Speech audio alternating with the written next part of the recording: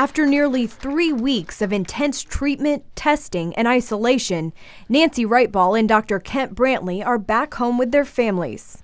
I'm thrilled to be alive, to be well, and to be reunited with my family. The Wrightball family requests privacy, but made the following statement.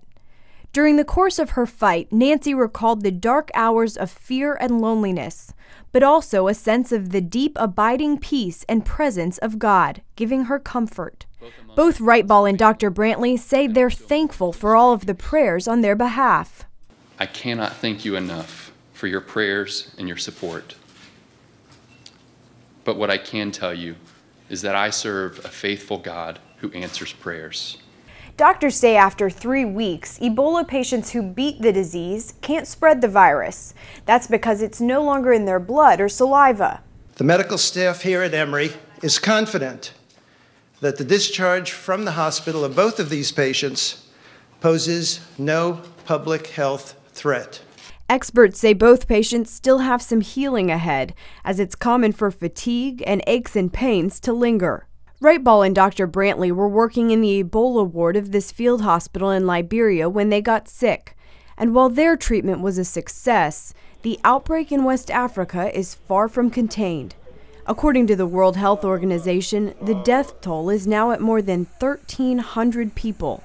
Local governments have put in place a no-touching rule and are going to great lengths to encourage the public to wash their hands with chlorinated water. So saying don't hug your wife, don't hold hands with your friend, don't even shake hands with a colleague. But many of the areas being hit the hardest by Ebola have run out of chlorine.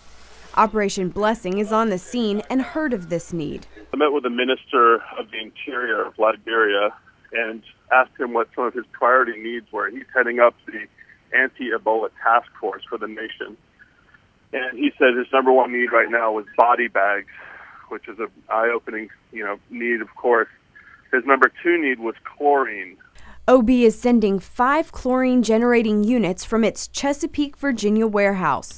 They'll be able to produce a total of 550 gallons of chlorine per day. Operation Blessing is also working with the local hospital, sending medical supplies and other equipment, and working with local churches to educate the public about the disease.